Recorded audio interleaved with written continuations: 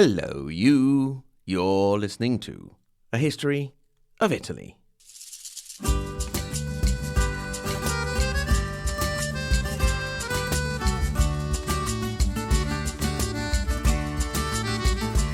Episode 191, Leonardo, Part 1, Birth of a Genius. Non posso più accucciarmi e così ritorno su. Lascio I colli nelle valli, tra due salici piangenti. Io ritrovo la speranza di un amore che ormai fu. Well, summer has really gotten her hot claws into northern Italy, and it is a sweltering one, not helped by the characteristic Po Valley humidity. We are swimming in it. Luckily, I can look forward to a week's holiday in the Stirling Villa in the beating green heart of Italy, Umbria. I'm really looking forward to spending time among the rolling hills of that beautiful region surrounded by vineyards and fruit trees, and either exploring the fascinating history of the towns in the area or just relaxing by the pool. I might even try my hand at the pizza oven, or probably better, get the local pizza chef Matteo in to do the job for me.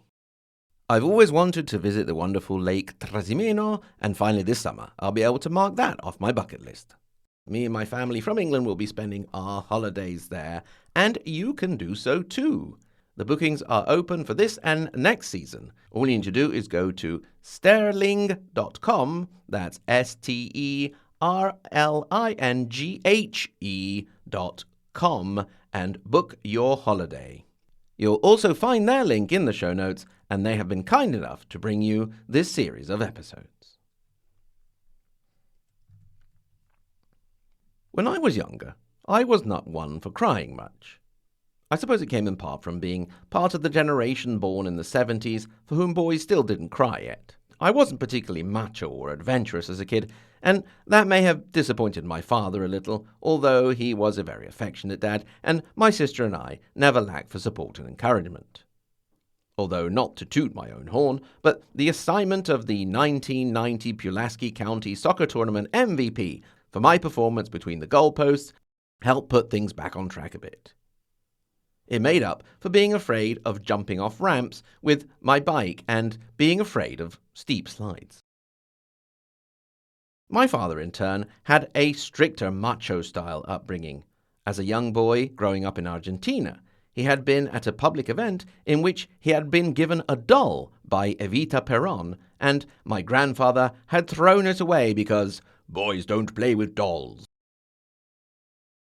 Anyway, back to the present and the opportunities for a good liberatory cry, which is one of the new post-40 superpowers I discovered as part of the wonderful new reality of caring less and less year by year about the opinions of others. This goes from just a little tearing up during films and rescue dog videos to much more serious situations of outright sobbing. There have been 3 of these in recent times, and 2 of them are related to hair. Bear with me, this does have something to do with the topic of this episode. You see, I enjoy brushing my daughter's hair.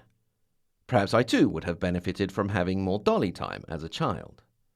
I sometimes grab a brush, and after we have cleared the table, or standing behind her as she sits on the sofa, we have a grooming session that is more or less tolerated by the subject in question. In the summer of 2024, we took our daughter on a visit that I feel parents should try and do at least once. Visit a concentration camp.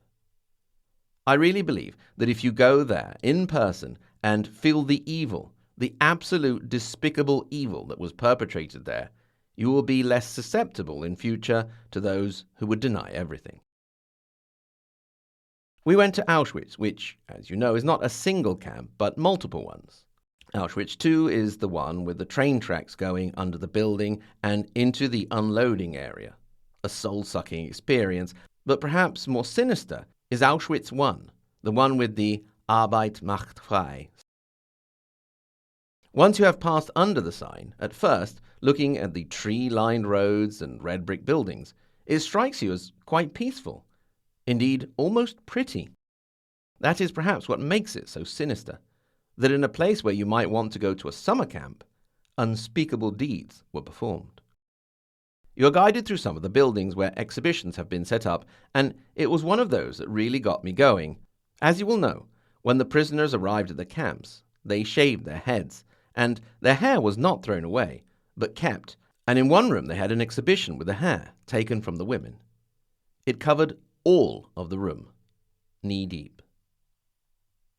The other incident was when I was scrolling through the news apps, and my attention was caught by a headline that read, "Mama, I'm tired. I want to die." It was about a little Palestinian girl who, due to the trauma of being under constant bombardment and hunger, had lost all of her hair, her great desire being to have it back in heaven so she could brush it again. Then there was a third occasion in which the dam broke and the sobbing started. But this time, fortunately, it was not due to great tragedy, but great beauty. Earlier this year, my wife and I went to Milan to see a painting at the church of Santa Maria delle Grazie. We took the usual tourist stroll around Piazza Duomo, up to the Castello Sforzesco, then had lunch at a Spanish tapas place. We then made our way over to the church. We were a little early, so we stopped for a nice pint in a pub. Then it was time. The painting is in the refectory of the monastery, the place where the monks took their meals. You first head through a little corridor with an exhibition on the restoration of the painting. Then you are admitted through a small door in a large room, where the work dominates a whole wall overlooking the hall. Before even entering the room, the waterworks started. After a lifetime of seeing the image represented online, in books, in copies, after reading a book and seeing a film about it, I was finally going to see Leonardo da Vinci's Last Supper. It was worth the hype. I have often felt such intense feelings in front of a work of art. I suppose perhaps the Pietà and Guernica are the two runners-up for me. The book and the film I mentioned, of course, were The Da Vinci Code by Dan Brown, both of which I really enjoyed. The book more. They are not big fans of the Da Vinci Code at Santa Maria delle Grazie, and they are quite quick to explain that it was common to have women as models for painting of young men or angels. Leonardo himself was quite fond of androgynous figures, which lead many people to point to his supposed homosexuality. I was born in 1977, and that same year The Last Supper was reborn under the careful restorative hand of Giuseppina Brambilla Barcillon, who took the work from a series of ghostly shadows to the masterpiece you see today. The process took over 20 years and would include X-ray and microscope analyses. Barcillon only recently died at the ripe old age of 95, almost as if coming into contact with the divine had extended her life. Speaking of which, the whole painting itself was almost lost to us when the church was bombed during World War II. All but one of the walls of the hall were demolished, the one that bears the supper. I'm not sure if I'm a believer or not. If I were, I might suggest that God himself had wanted to preserve it.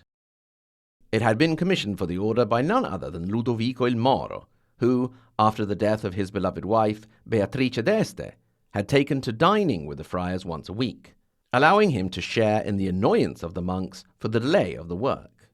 Observers report that Leonardo would sometimes walk in and just stare at the unfinished painting for a while, or just give it a few strokes and then walk out again, perhaps scouring the streets of Milan for models for the faces of the disciples, which may have included the rougher areas when searching for the face of Judas.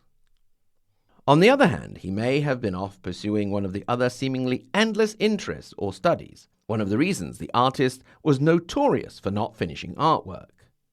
Another reason could be his perfectionism, which would never allow him to consider something to be finished. For a man whose enduring international fame is that of being a painter as well as a Ninja Turtle, there are less than 20 paintings attributed to Leonardo. Luckily, in the case of The Last Supper, Duke Lodovico managed to convince Leonardo to finish the job. He was so pleased with the result that he gifted Leonardo a large vineyard, which Leonardo, in turn, would bequeath to his assistants upon his death. The painting represents the moment immediately after Jesus has announced that one of his disciples will betray him.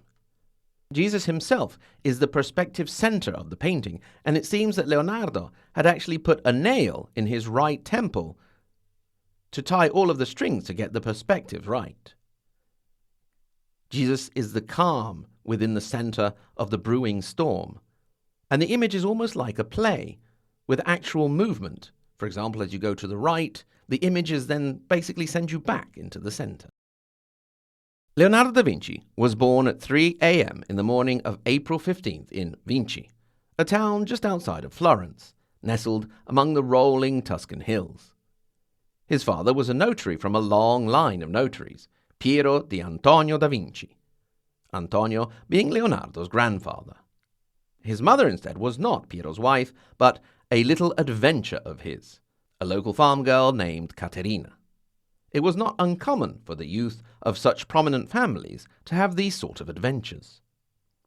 The young girl in question was not used and tossed away to go off and sing about tigers coming in the night, but the Da Vincis made sure she was set up with a good marriage with a local man who stayed close to the family and appears at times as a witness in some of their documents. The couple went on to have their own children, but Leonardo and his mum maintained a good relationship, and in Caterina's later life, it would be her firstborn son who would take her in and look after her in her final days. Leonardo's father did not pay much attention to little Leo, considering also that his first of 3 wives was not too keen on having the kid around. Modern psychologists have a field day analyzing the effect this partially neglected and lonely childhood would have on the life of the later genius. The sense of solitude and not fitting into the world haunted him for the rest of his days. In later life, he would write a sort of parable about himself, something he did quite often. A lonely stone out in the field observed longingly the stones all gathered close together in the road and wished to be among their company. One day his wish was finally granted, but once he was in the road, he found he could not stand the constant cartwheels passing over him and the constraint of the stones around him. He longed to be back in his solitary field. The reason we know so much about Leonardo nowadays is that he wrote thousands of pages of notes, which are conserved in a series of collections, codexes. The most numerous is the Atlantic Codex at the Ambrosiana Library in Milan, the name coming from the fact that the size of the paper used was usually reserved for atlases, Atlante in Italian. There are also collections in the USA, Spain, France, Russia, and England, the Windsor and Arundel codexes. One single page of these could be worth millions. Much of them are in his characteristic right-to-left handwriting, which can usually only be read at the mirror. Some point to this as some kind of code, which in part it could be, but it's also practical, because if you are left-handed, as Leonardo was, and you're writing from left to right, you would constantly risk smudging the ink as you went along. Indeed, Leonardo could also write normally from left to right.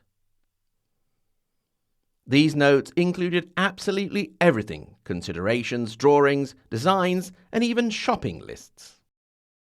Speaking of paper, it was due to the fact that Leonardo grew up in a house of notaries that he had access to a lot of it, and started writing and drawing at a very early age.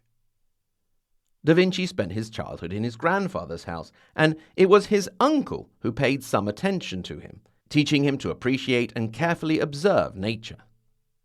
It was this almost obsession with observing and understanding the mechanisms of the natural world around that would fuel Leonardo's revolutionary work, applying the rules of nature to his work. He would eventually study anything from the human body, including children still in the womb, to dogs sniffing each other's bums. He theorized that the dogs could understand from smelling another dog's behind what sort of life they had and what they were fed. In short, an anal analysis of class structure in the canine Renaissance period. One of his early obsessions, as he spent long days in the countryside of Vinci outside Florence, observing the affluence of the Arno as it then flowed into Florence, was water. He would later write extensively on the subject and also be involved in important hydraulic projects, such as the idea of drying the Arno to force the Republic of Pisa back under the control of Florence, the moats and fortresses for Cesare Borgia, the canals of Milan, and one of my favourite places, the canal system of Cesenatico, which still functions to this day. He was fascinated by the way the element made its way through the land, rushing, diverging, creating whirlpools. He would later draw a parallel between the movement of water and, wait for it, hair. See, I told you your patience would be rewarded. You can see this in some of the drawings he made for one of his lesser-known paintings, Leda and the Swan, with Leda's hair flowing like water. This early period of some neglect and loneliness as an illegitimate child did have an upside. Indeed, as an illegitimate child, Leonardo was not expected to follow in his father's footsteps and become a notary, so he was free to do more or less what he wanted. And well, that's exactly what he did.